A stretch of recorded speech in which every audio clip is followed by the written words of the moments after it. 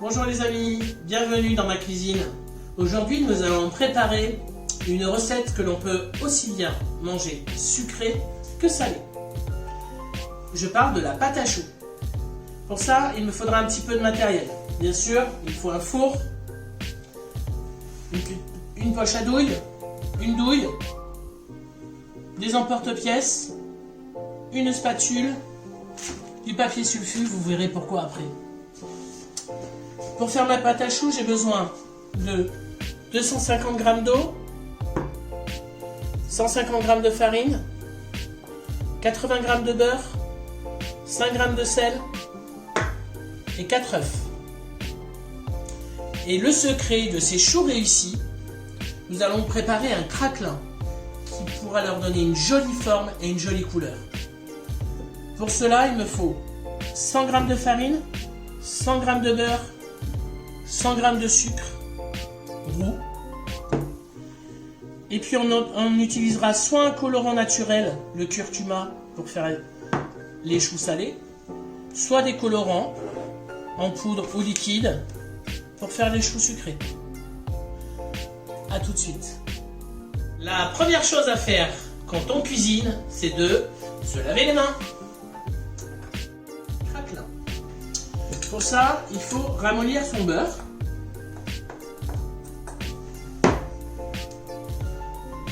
Mélanger avec le sucre et la farine.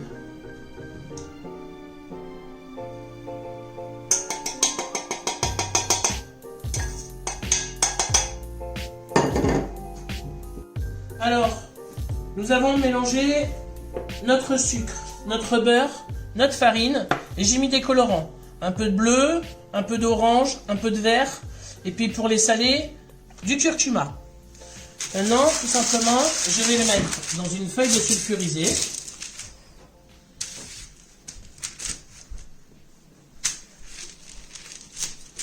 On va mettre à peu près comme ça.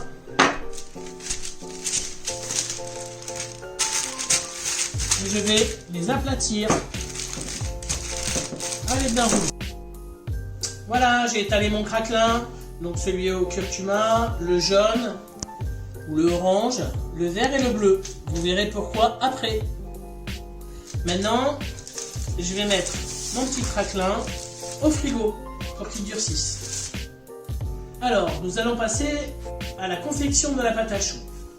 Pour cela, je rappelle, il faut mettre 250 g d'eau dans une casserole, 5 g de sel et 80 g de beurre que j'ai coupé en petits morceaux.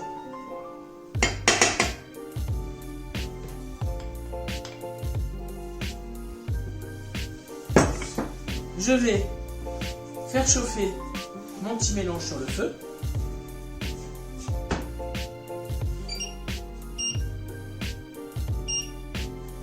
Et je ne vais pas oublier non plus d'allumer mon four à 160 degrés.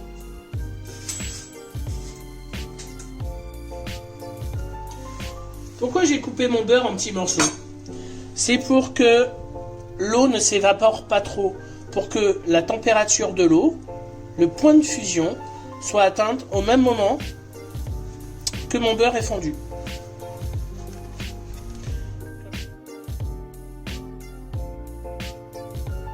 Voilà, mon beurre est fondu, mon eau est chaude, je vais rajouter tout simplement dedans ma farine d'un coup. Et je vais remuer énergiquement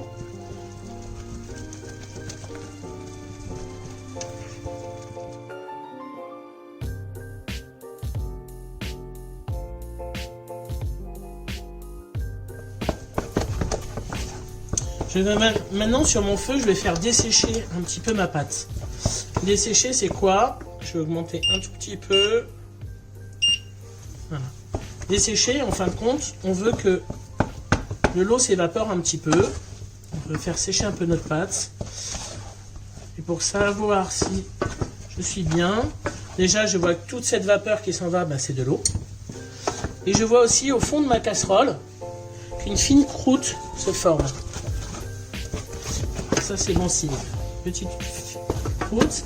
Et que aussi, la pâte soit bien homogène et ne forme qu'une boule. Une belle boule. Quand ma pâte est bien desséchée, je vais la mettre dans un récipient, qu'elle refroidisse un tout petit peu.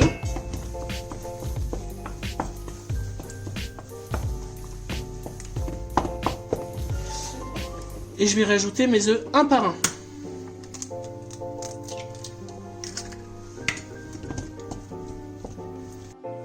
Alors, j'ai mis 3 œufs dans ma pâte. Pour le dernier œuf, petite technique de chef, je vais casser mon œuf dans un petit récipient. Je viens le mélanger avec une fourchette.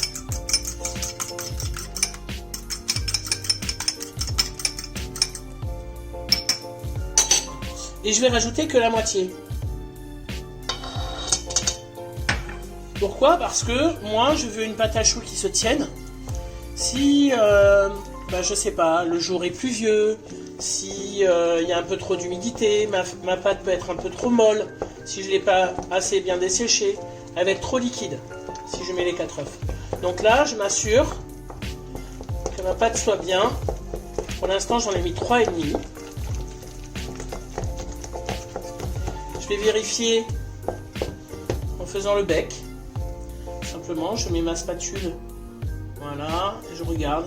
Là, elle est un petit peu trop épaisse. Elle tombe un peu trop lentement.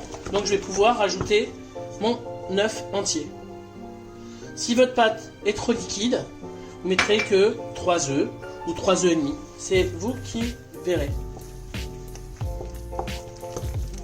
Je vais maintenant garnir ma poche à douille. J'ai mis une douille unie. Certes. Je vais tout simplement rentrer un petit peu bloqué pour pas que la pâte rentre. Et je vais mettre ma poche dans un petit récipient.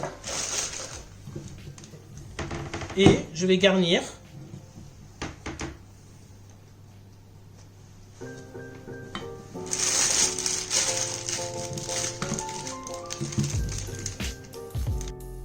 Alors, maintenant je vais sélectionner mes petits choux.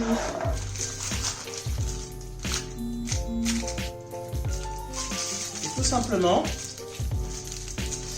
je prends ma poche, je tire bien la pâte tout au fond, je mets ma main en L, LOL, je vais coincer avec mon pouce et mon index, et je vais enrouler mon index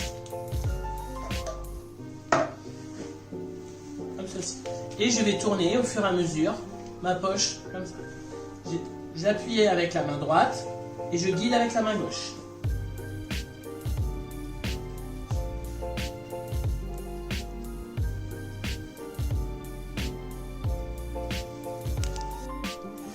Je rappelle que quand mon chou est prêt, je fais un petit tape de cercle, hop, pour finir mon chou. Pour finir mes choux, mon petit secret, c'est mon craquelin que je sors de mon frigo. Donc, tout simplement, mon craquelin maintenant est bien durci. Je peux le couper à l'emporte-pièce.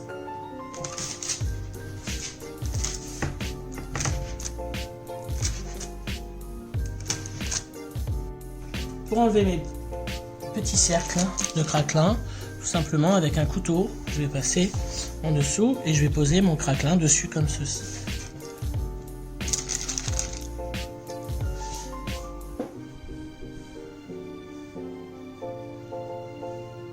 J'appuie doucement pour lui donner une jolie forme, pour que mes choux soient réguliers. Voilà, mes choux sont couchés, je n'ai plus qu'à les cuire maintenant. J'ai mis mon petit craquelin dessus, je n'ai plus qu'à les mettre au four. Donc 170 degrés pendant à peu près une vingtaine de minutes. À moi de vérifier de temps en temps la cuisson. Coucou, les choux sont prêts. Ils sont bien gonflés. Et là maintenant je vais finir de les cuire. Pour ça, je vais ouvrir mon four pour que toute la vapeur s'échappe. Et je vais bloquer le four avec une cuillère. Voilà. Comme ça, ils vont continuer pendant 5-6 minutes. Dans ma première vidéo, j'ai caché une petite faute de français. L'avez-vous trouvé? La petite erreur de français, quand on fait des travaux, on peut dire un matériel, des matériaux. Ça se met au pluriel. Par contre, dans la cuisine, on dit un matériel, des matériels. Ça ne peut pas se mettre au pluriel. Et oui, la langue française est un peu compliquée. C'est comme ça cuisine. Mais je suis là, mes amis. Au revoir, à bientôt.